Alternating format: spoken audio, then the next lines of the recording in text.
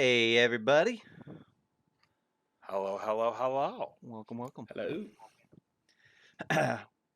We're uh we're down a man today, so it's a good thing Andrew's here. I don't think we could have held the ship on our own. Yeah, no way. Yeah, yeah, yeah. Not possible. I believe this is the now obviously John Baltusberger was here. John was here, John Christian was here for that one.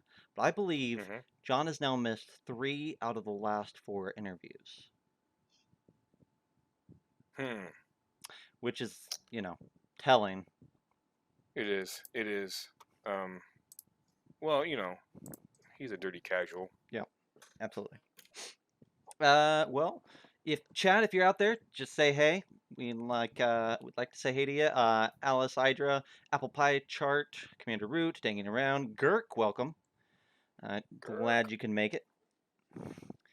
We're gonna. Oh yeah, Andrew. Gurk, I believe, pledged to play in a game. Ooh. Yeah, Yes. yes. So if you see him drop his pledge during this call, I'm just gonna stay silent the rest of the show. that's Just right. yeah, Make sure I don't piss him off. That's right. Yeah, yeah. yeah. Don't divulge too much. In the way of secrets. That's right. No. Glad you could make it, everybody. We'll give people a few more minutes like we always do. And I was telling Troy and Andrew before we went live, I got a stack of goodies that I might just quickly show you guys. Um, haven't even posted them on the Discord yet. But we got What We Give to Alien Gods, which is a mothership module by the Lone Archivist. And one of the cool things that is in this is he has completely designed his own glyph system alien language. And there's all the rules for creating Oh your wow. glyphs, and he's got a glossary of words and things, and like it's pretty impressive. Uh, so Wow. I was not expecting that when he dropped it. Uh, 67 pages. It ended up being a really good pickup. Holy Yeah. The other one, I've got 2 zines in from Dylan Mangini. Both of them are Morkborg. This is Dread Revels and The House of the Hollow. This is a haunted Oh, house thingy-mabob. Really short adventure. Basically just a haunted house crawl. And it's only 18 pages, but it's really nicely laid out, with each page kind of having a room of the house and details on it. I really like that. Dread Revels is a urban dungeon crawl, and it is kind of like this weird, like almost fae inspired, but like weird, gross, dark fae, um, hmm. with like satyrs and minotaurs and things. Um, Really nice book as well there. This one came out at 26 pages. Excellent. We got both of the next to Skeeter Green Valley Out of Time books. Oh, there you go. Cool. So this is part 3 and part 4, and there's 2 more parts to go. And I think he's launching that Kickstarter for Zine Quest this August. These are Skeeter's first foray into zines. He does a lot of writing for the DCC and MCC systems, and they're just packed with text. I mean, there's a lot of art in here too, but like the text is where it shines. I mean, every page is just small type, packed in, um, Hmm. giving you your bang for your buck. And then last but not least, we got in Death in Space, which is the new sci-fi horror RPG by Free League. Oh. Mhm, mhm. Um, Yes, indeed. it's kind of like half written or half designed by the team that did Morkborg, but it doesn't read like Morkborg. It's way more, uh, Readable. yeah, legible. Yeah, yeah. Um, it's gorgeous, absolutely gorgeous. It's got black pages with white text pretty much all the way through, with some like neon pink and yellow highlights, and then a lot of like the art is like white schematics style drawings of That's ships and cool. stations and things. And there is a just like Morkborg, there's a super lax third-party license for this, so I think that we're going to see a lot more Death in Space stuff coming out in the next few years as people start designing for this system. So That's nice. super great. And I will say that Zach made a terrible error and never filled out his survey for this months and months ago on BackerKit. And they had finished fulfilling and everything. And I messaged them and I said, hey, completely my fault. It slipped by me. Is there a way that I can get my book? And they were super responsive, super helpful, and got me my book within 2 weeks of me reaching out. And that was pretty impressive in my book. So That's pretty cool. yes. Also, Ulysses, another one of our chat followers, has also picked up a game of yours, Andrew. So you got a couple Geeks Can't members. Got a couple offerings.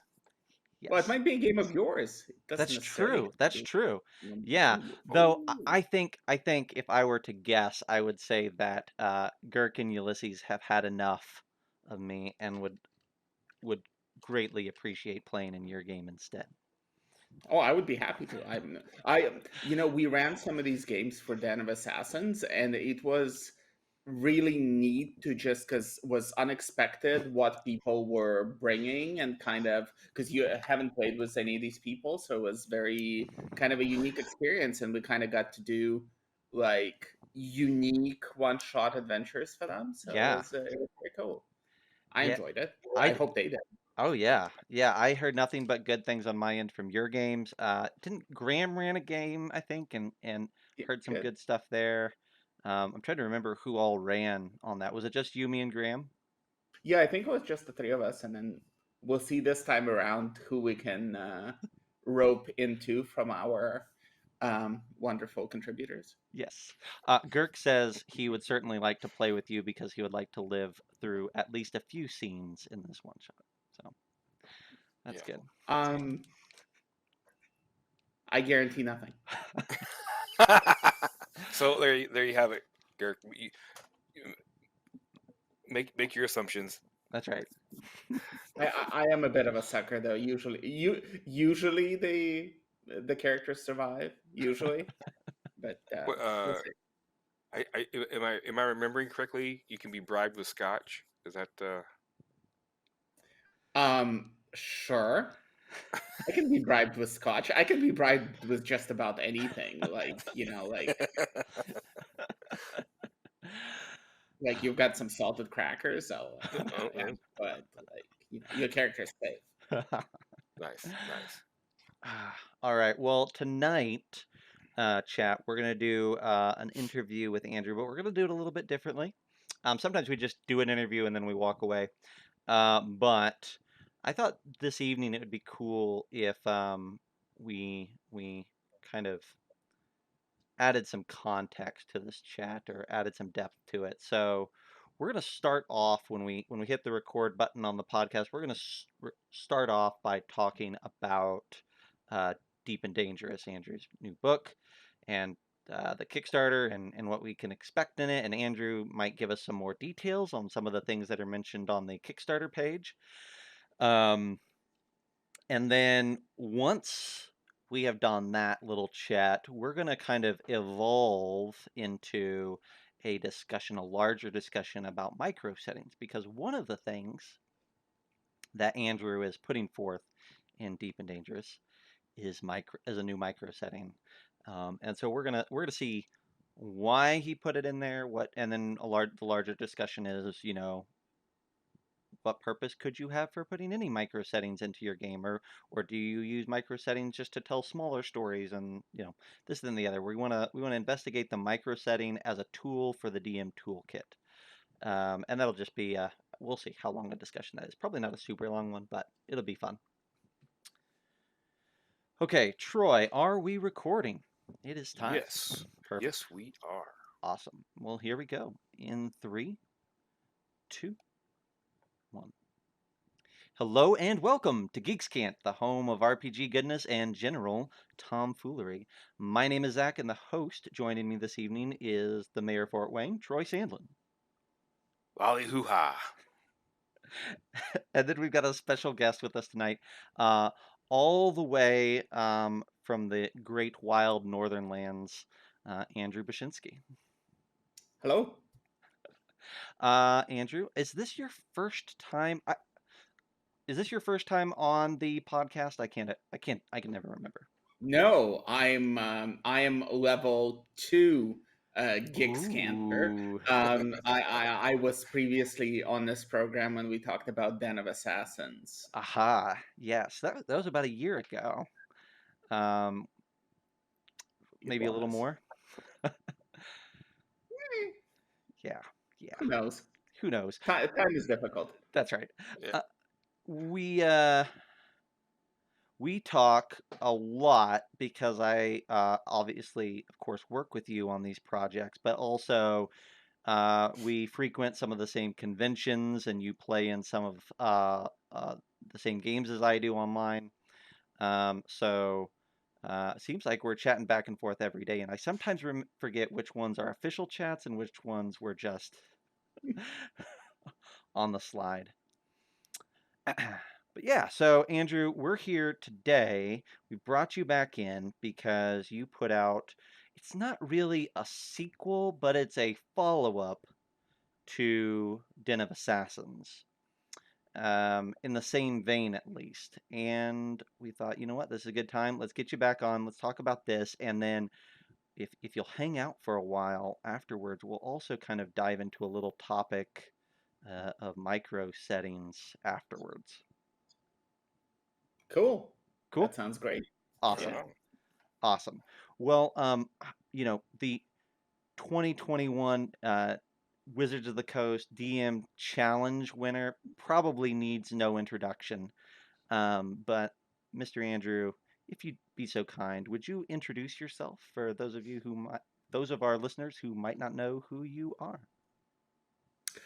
Yes, sure. Hi, my name is Andrew Bishkinskyi. I am, as mentioned, a TTRPG designer, mostly for D&D 5th edition.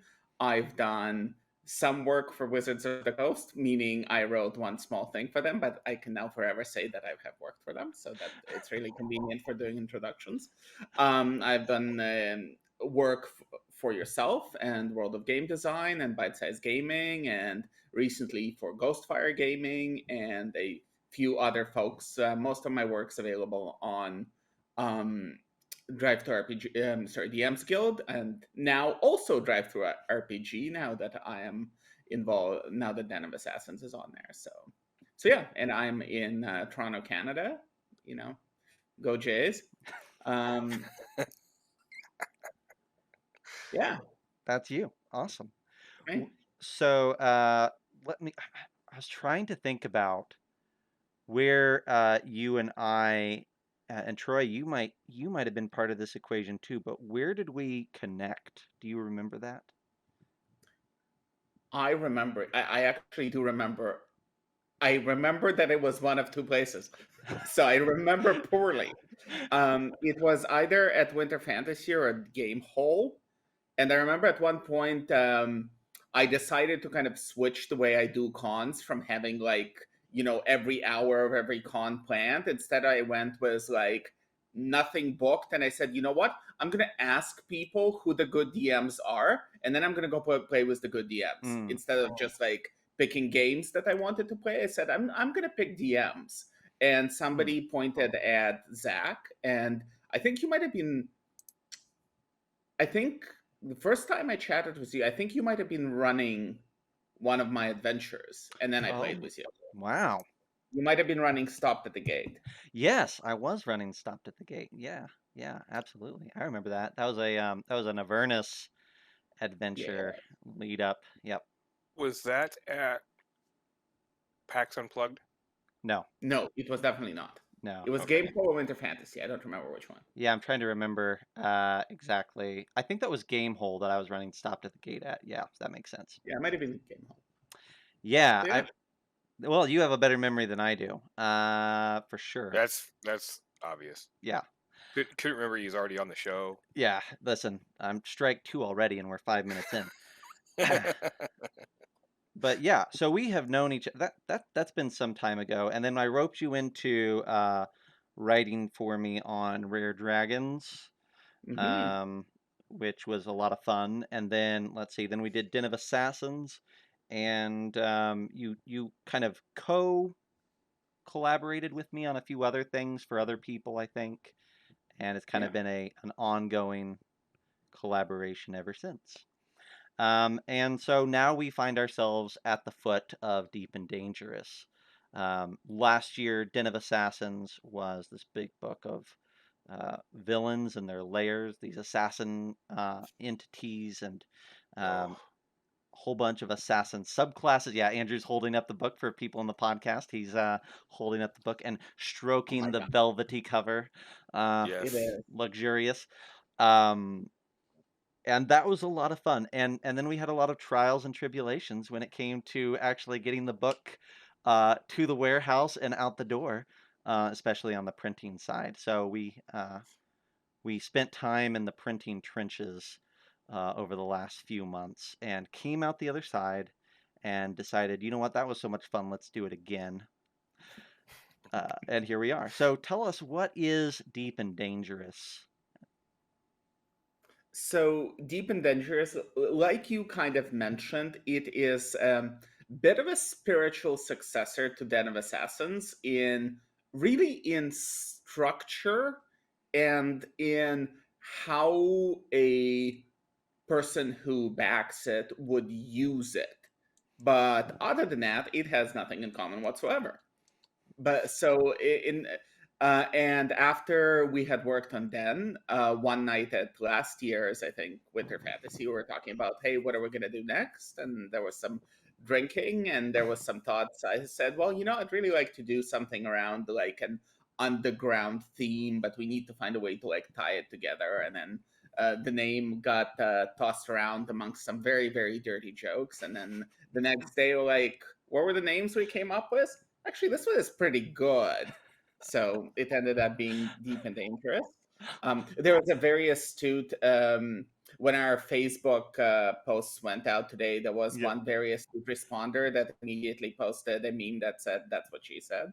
Yes. So I'm like, oh, you know how we came up with the title. Yeah. Excellent. Yes. Good job. So yeah, but Deep and Dangerous, it has tools for both players and DMs to all based around, just like Den of Assassins was, here's a thing, add assassins to your game. Boom, done. You're cooking a game, add assassins, done. So this is add underground adventuring to your game. And just like the other one, it has a player section, which has an underground themed subclass for each of the 12 core classes. And then it's going to have, depending on stretch goals, which I think we just hit the first one. So it's going to have a couple backgrounds. It's going to have a couple of feats. So that's going to be the player side of it. And then the part that I think most people are excited about is the DM goodies. We're once again going to have some DM random tables because I know people love random tables and I love random tables. And I don't know if I mentioned in the preview document that I don't know if we'll ever top 51 reasons to kill someone because like there's just no better table in the world. I don't think it's possible, but we have a couple of really good ones, like this one time in a mine shaft, which our writers had some fun with.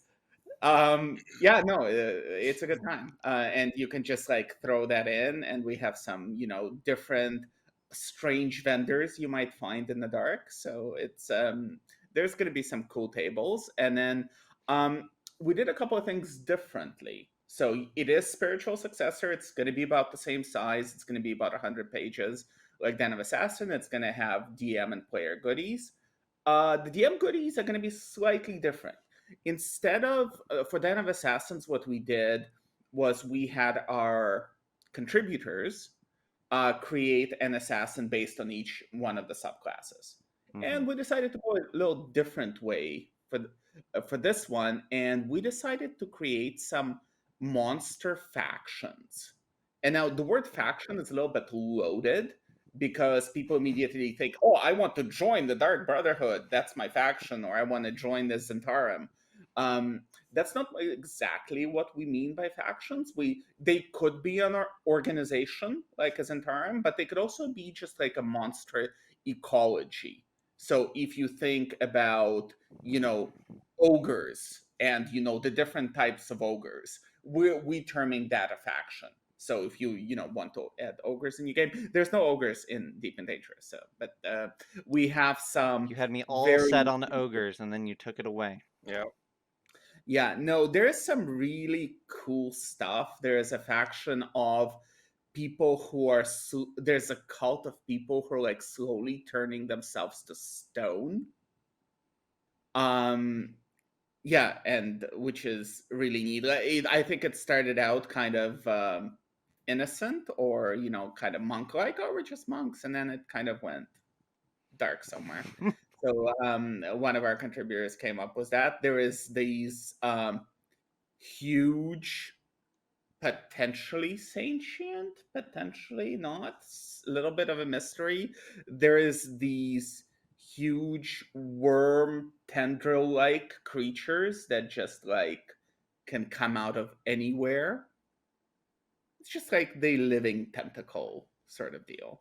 So we have those, and then of course we have more factions more in the traditional sense. There's this commune of humanoids who left the surface world a long time ago and have been kind of experimenting on themselves and kind of trying to prove that they're the greatest. And I don't want to spoil too much in terms of what that is, but we had, like I said, I let the contributors run a little bit wild with that. So, but I think they'll be cool. So each one of these factions, from a DM's perspective, it'll give you like potentially enough to run a whole campaign around, right?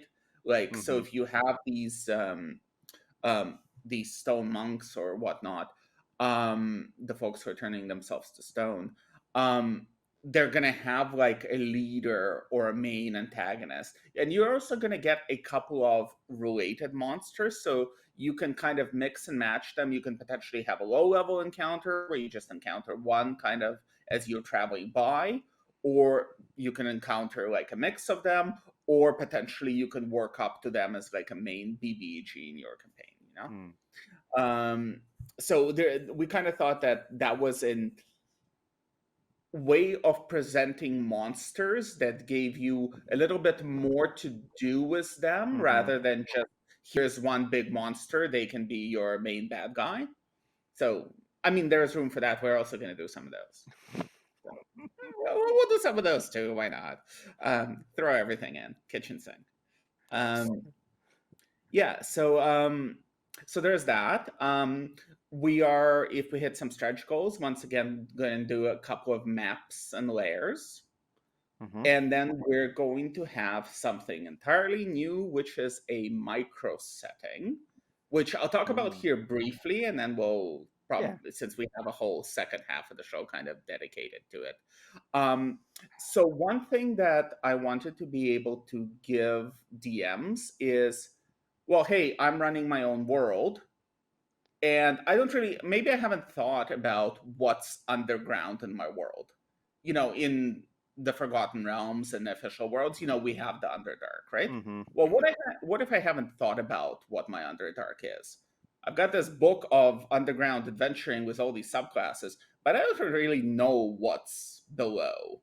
And I don't want to come up with an entire mythology. So I thought, well, let's create a micro setting, which is a kind of location that has its own built-in history, but that history is specifically built so you can really plug it into any world. It's not tied to a specific god. It's not tied to a specific sort of thing. So like you can incorporate it into the world you're running. So if you haven't thought what's underneath the ground and you want something to be there, you can say, bam, here we go. The convergence scar, which is what we're calling it. So, Yes. um, And yeah. one of the things that's cool about the convergent scar, and we can go more into it in a minute, like you said, but one of the things that I like about it is that you kind of conceived of an idea where it's not just one type of entity like drow in this space, right? There's multiple things that have converged, oddly enough, in this scar, and you get to experience multiple different types of factions and creature types, all like sprinkled throughout the strata of this location. And I think that's cool. I think because as a DM, like I sometimes get overly excited about uh, certain creatures that aren't like you're in the Underdark and you're around Drow and you're like, oh, I would love to throw some fiends in here or some whatever in here, some aberrations, and then it's sometimes you just have to make up a reason for it to work, and sometimes you just have to sit on it for a while. But the Convergent Scar lets you kind of play with a lot of different ideas all at the same time, which is handy. Yeah. And it's probably a good time to mention that we kind of also kind of a little bit veering away from Den of Assassins and the format. We decided to have like some sub themes to this one, and the sub themes are actually all tied together around the convergence scar. So the history of the convergence scar, very briefly, is that there was a demonic rift somewhere in the bowels of the earth, and demons were coming out of it, and there were these elves who had a city there and who were holding them back. And eventually they built this huge seal to hold back the demons.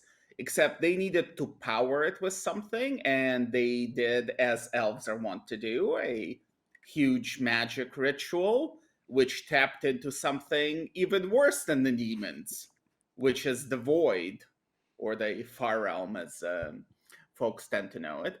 And essentially, that caused a convergence of the void and our plane and the demonic planes. And kind of ever since then, those things have been leaking out. And also, the elven city that stood there kind of fell and collapsed.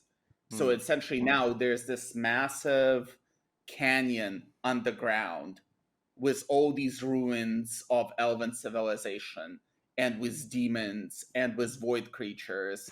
And up above the canyon, like 2 miles up on the rim, are adventurers who like, ooh, I want to go down there and look for some treasure. Yeah. I wonder if there's anything cool. I see something glowing. I bet that's good, right? Oh no, it's coming this way. You never go towards a leaky void. I mean, that's just not going to be healthy for anybody. Well, it's like the tavern in Waterdeep and things like that, right? Like the Yeah. things that shouldn't draw adventures are the things that almost certainly will. Um, and the promise of a collapsed elven civilization that was destroyed by magic is fun, and certainly promises artifacts and treasures and art pieces and other things worth gold. Um, and I think, you know what, I'm of the opinion that the average player in Dungeons and Dragons actually wants to fight something. So that may be part of the reason that adventurers choose these dangerous depths to delve. You don't have to fight the void. The void welcomes you. That's right. Fair enough. Fair enough. So let's kind of put the capstone on the talk of the what this campaign encompasses here, and then we can maybe touch on a few little details before we move on to micro settings in general. I kind of wanted you to flesh out a couple more things for us. First off, let's cover the second part of this Kickstarter page, which is your reward tiers. You mind going into what people might be able to pick up during this and some of the limited options? The limited options might be we had some early bird options which might be gone. We were down to like single digits because we have funded, by the way, in case you're listening to this and you haven't checked out, we funded in less than 4 hours. So it's gonna happen. We're gonna make it. We're gonna make a second thing. It's gonna be amazing. So I'm excited. You can tell. So yeah, so you can pick up a PDF copy, which will be, you know, similar quality to what you saw for Dan. And there's a preview. There's a PDF preview. It's quite a big preview. It kind of blew up to about 20 pages. It has, you know what? And here's the thing: completely free, and you can download it, and you can use it. You can steal everything out of it. I mean, don't like republish it as your own. You know, but you could there's two subclasses there that one of which has been very, very popular, and the other one is my favorite. So it's kind of so it's got a couple the preview's got a couple of subclasses. It's got one of the factions, the Lingering Lacuna, which was made by Ginny Loveday, who worked with us also on Den of Assassins, and has many of her own podcasts and things. If you listen to D&D things, you probably know who Ginny Loveday is. If not, you probably should. Find out. Google is thing. So yeah, so she wrote that faction, and that is a Void-related faction. There is a massive Void dragon. So if you like Far Realm, Void is my jam. It's there. The stat blocks are there. Like you can download the preview and you can use it. And if you read it and you think, hey, I would like more of this kind of stuff, you should totally back the campaign. And there is a little bit of a preview of the Convergence car and some of the cool locations that you'll find there. So yeah, so there's the PDF. And then we will be doing a print run. And like we did with the previous Kickstarter with Den, we're deferring the printing costs until we know how and where it's being printed and how much you will be charged. So we'll give you a code for a copy at cost, which is what you get with the Kickstarter. And then whether we're fulfilling it through drive-through, which ships anywhere and everywhere, which is very convenient, or if we end up funding enough to do our own print run once again, knock on my Den of Assassins book, then you'll be able to order through World of Game Design, and again, you'll get that at cost. So those are the two main things. We try to keep the Kickstarter, very simple. We don't want to confuse you as to too many things. We're offering the book. The book is going to be good, and that's all we think you need. So the other thing that's on the Kickstarter is, like with the last one, we do have some games that we're running, as Zach mentioned. So there's you can get a full table, you can get a seat for yourself, you can get a seat for yourself and a friend or your partner or whoever. So if you want 2 seats, and we're going to be running these are going to be online games, like through Roll20 and Voice, and we'll figure out the dates and stuff. So, and it will be run by one of the creators of Den. For sure, myself and Zach are going to be involved, and like I said, depending on how many games we're running, we may rope in some of our other contributors, all of whom are also renowned DMs in their own right, probably more so than I am. So, well, you're the DM challenge of the DM challenge worldwide champion, so how could I don't believe it? Yeah. So yeah, so there's some games that you can pick up as well. So if you'd like to play with us, please join us. Absolutely. So yeah, it seemed to be really popular last time. You kind of had this idea of offering tickets that people could pick up solo or duo or buy a whole table, and that seemed to.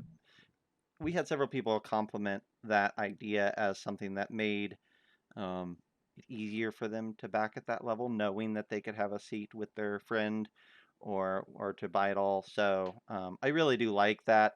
If I was gonna back a Kickstarter like this at a tier like that, I definitely would be the type of person who's like, well, if I'm going to do this, I want to bring somebody along with me.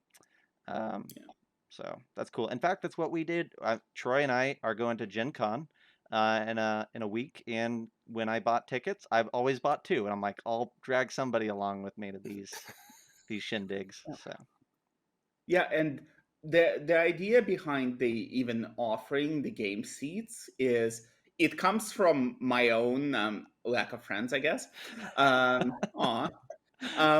But you know what? A lot of the time, you see these cool products or cool Kickstarters, and it's like, I want to be a part of this.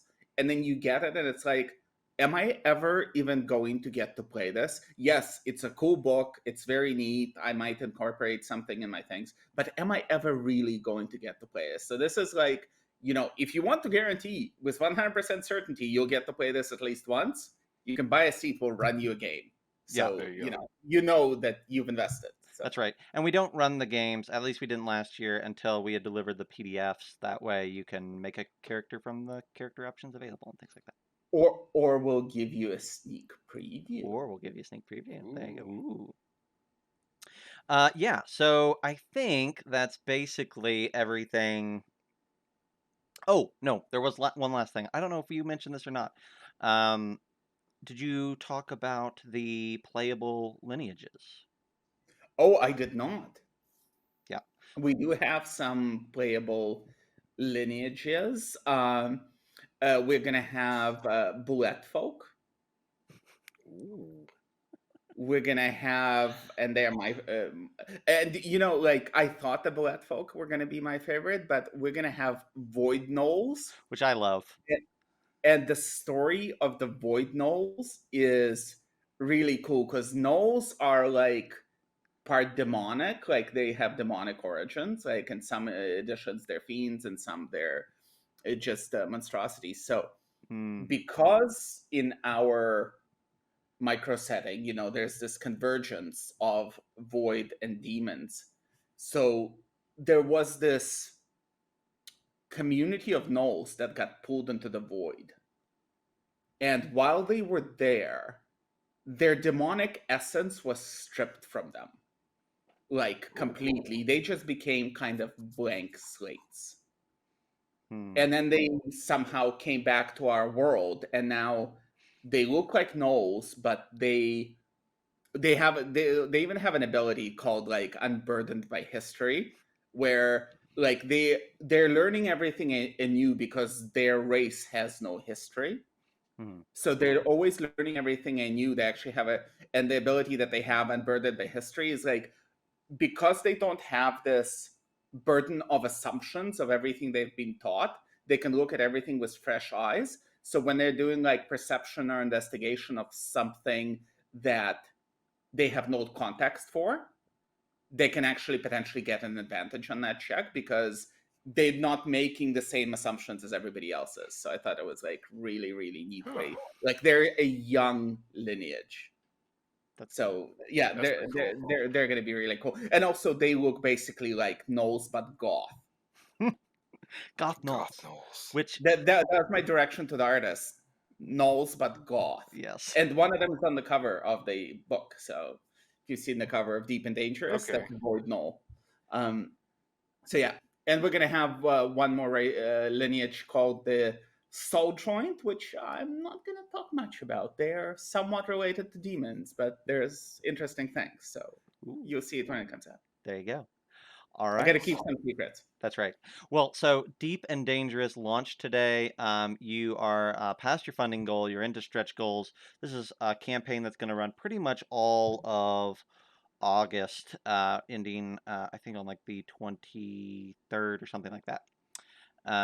Somewhere in that neighborhood.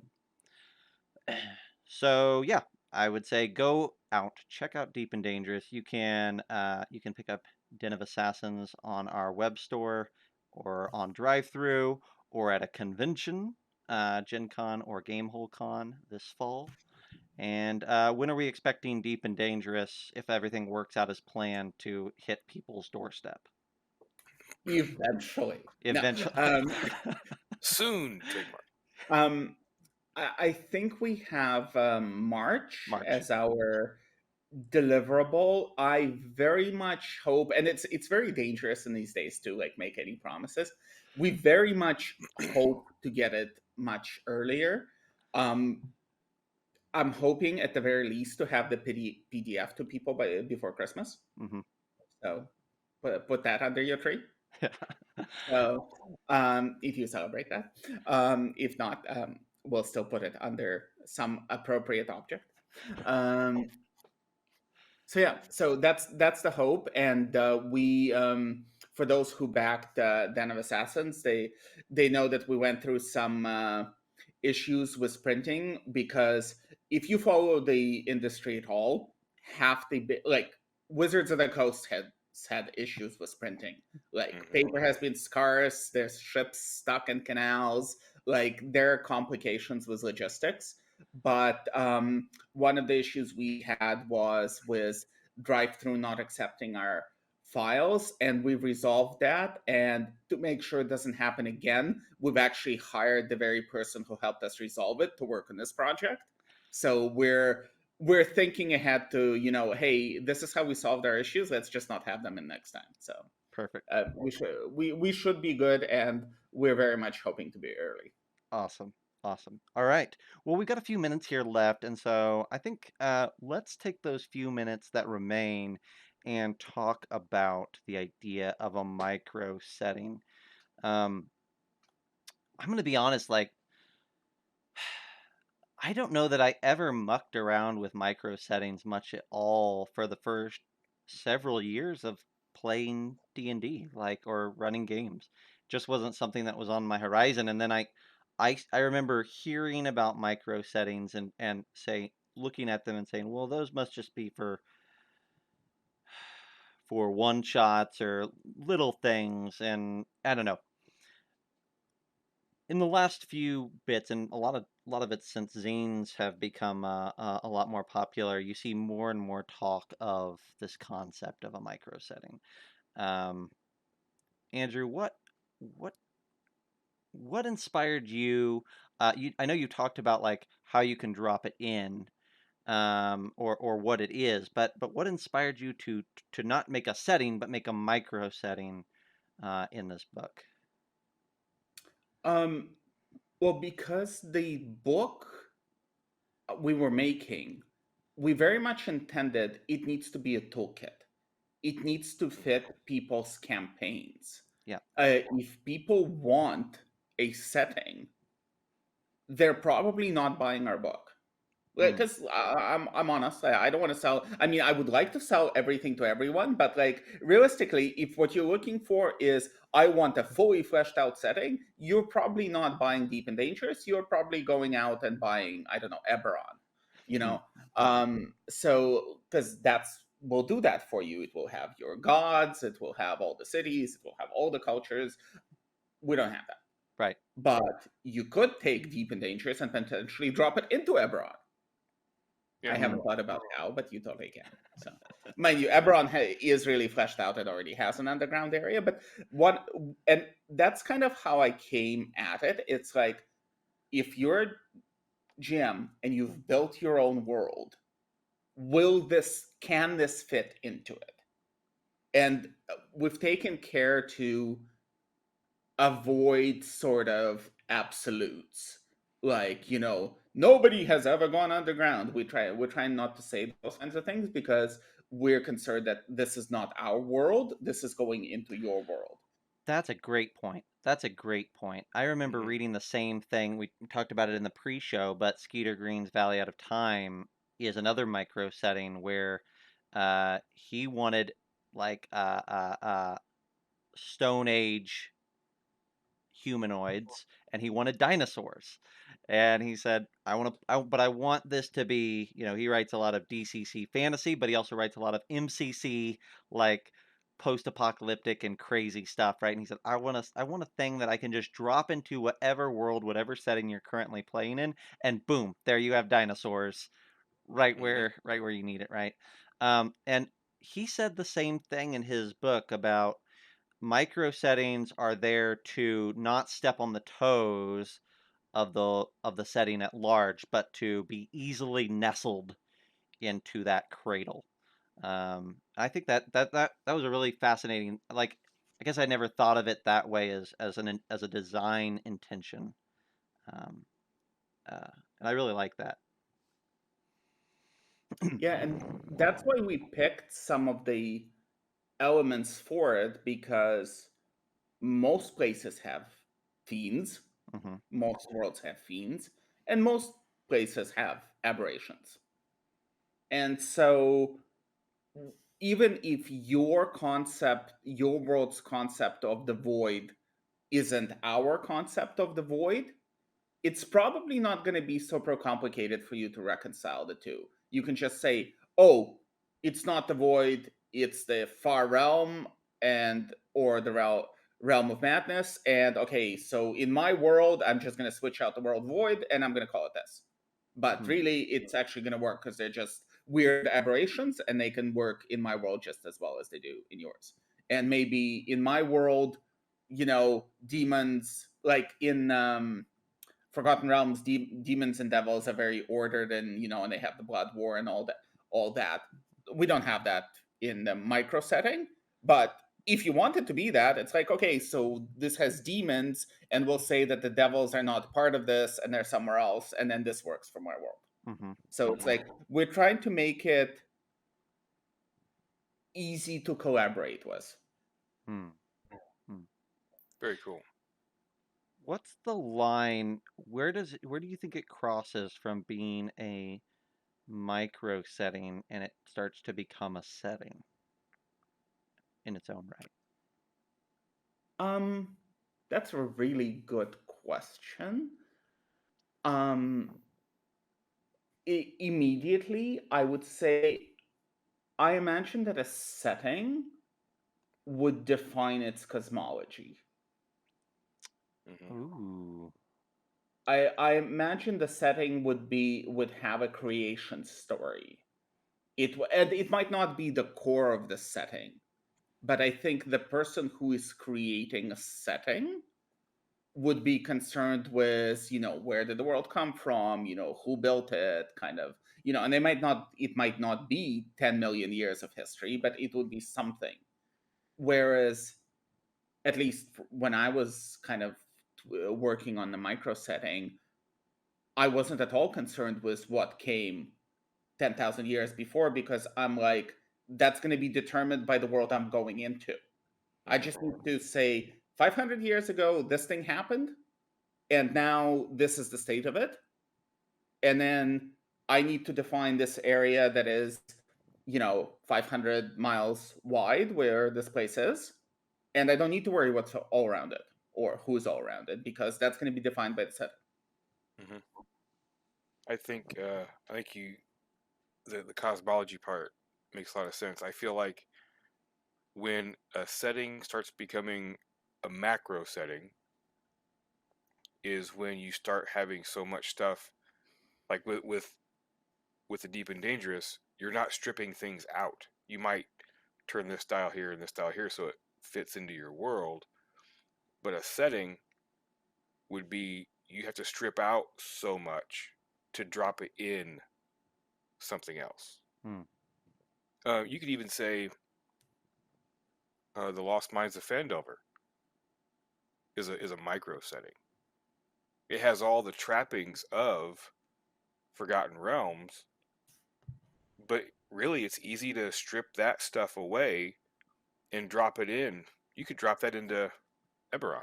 You could drop it into Greyhawk because it's all centered around this little mining community with a couple little a forest over here and a mountain range over here, and that's all you really need in a big city up there. So let me ask you this. This is an interesting point.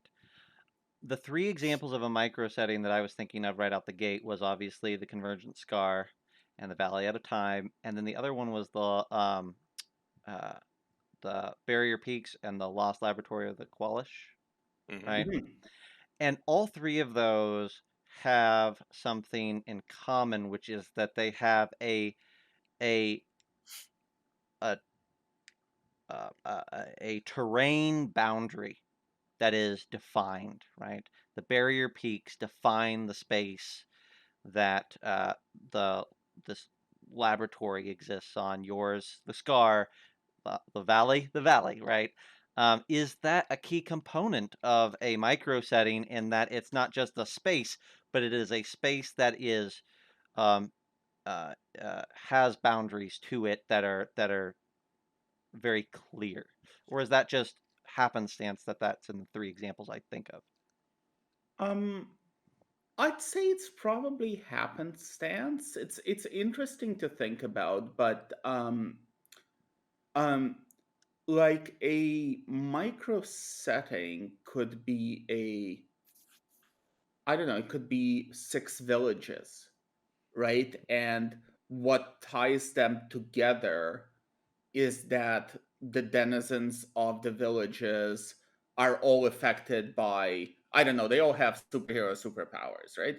So, and Hmm. you can drop that into any world, right? So you're in Faerun, you go, 10 miles outside Waterdeep, bam, 6 villages of superpowered kobolds or something, Hmm. you know? So Oh there's no. your micro setting, and you've dropped it in. So it didn't necessarily have a physical boundary, but the boundary helps because if you say this is in a lake or this is in a mountain, it helps you as a DM. It tells you where you can put it. It's like if it's in a mountain, I'm like, okay, so in my world, I have 6 mountains. I'll just drop it into one of these mountains. Whereas if you just have 6 villages, it's a little bit more difficult because it literally can go anywhere. Mhm. Hmm. Hmm. Hmm. The other the only other question that comes to my mind when I think about micro settings is um, how they are introduced is often presented as limited in scope, not just of the terrain and size of the place, but in the capacity for adventure. Now, Deep and Dangerous is a little bit different because it has a verticality to it that allows for a plethora of adventures, right? But the idea of this micro setting is a place for you to drop in and tell this story or this group of stories, but it's not something that's so expansive that you could have a a long running campaign in there. What do we think about the idea that micro settings are not just limited in size, but also in uh, uh, play experience? Mm, I disagree. Hmm. Talking about a long-running campaign, um, a city could be a micro setting, Hmm. right? Like, I mean, it's a huge, huge book, but Bolus. Monty Cook's Absolutely. yes, Absolutely. Tolus is a micro setting, and Ooh. you can run campaign after campaign after campaign in that place. And going back to my example before, Phandalin, Hmm. you can run all kinds of stuff out of that.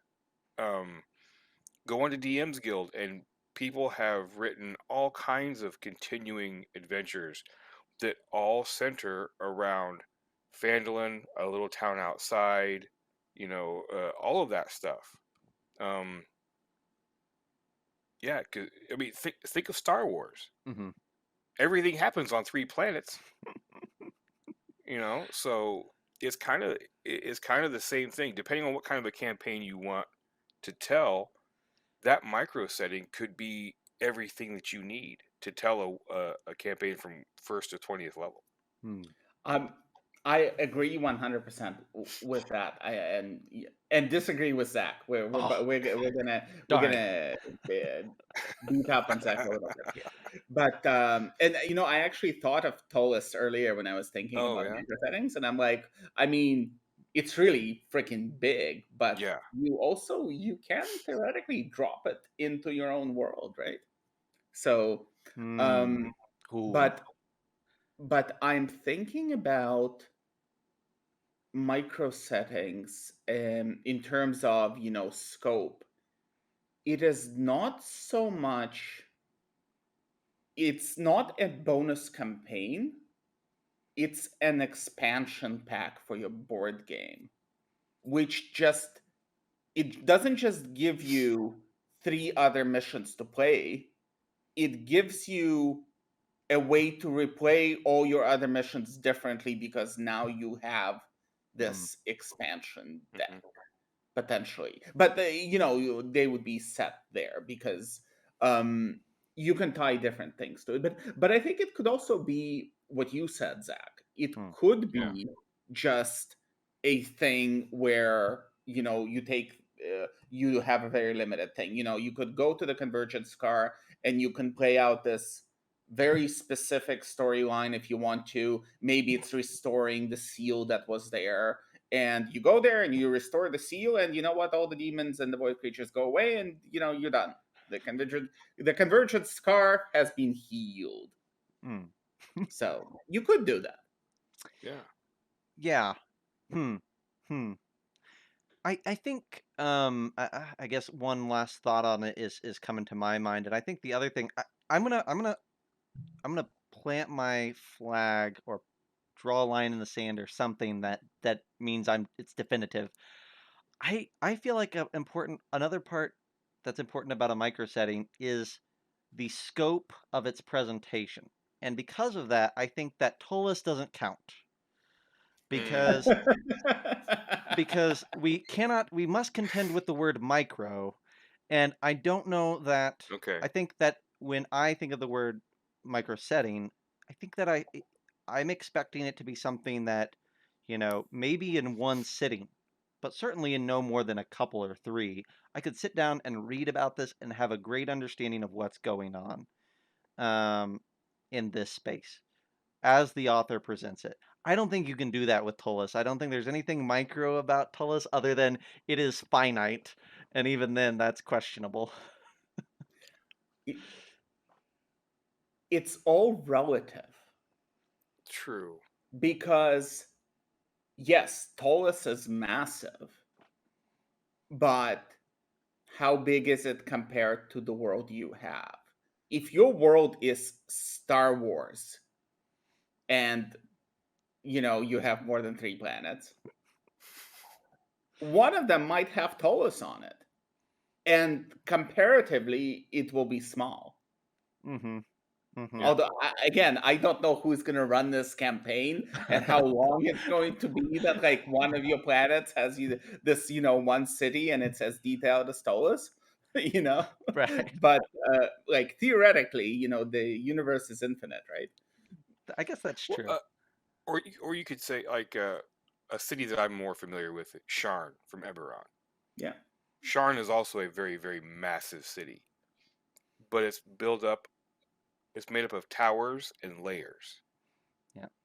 So you could consider one layer a micro setting, or one tower is a micro setting, and everything that you do in that campaign is either in that tower or on that layer, and you would Hmm. never have to leave the city. You would never have to go to another layer or cross over to another tower. Hmm. Yeah. It's all kind of contained.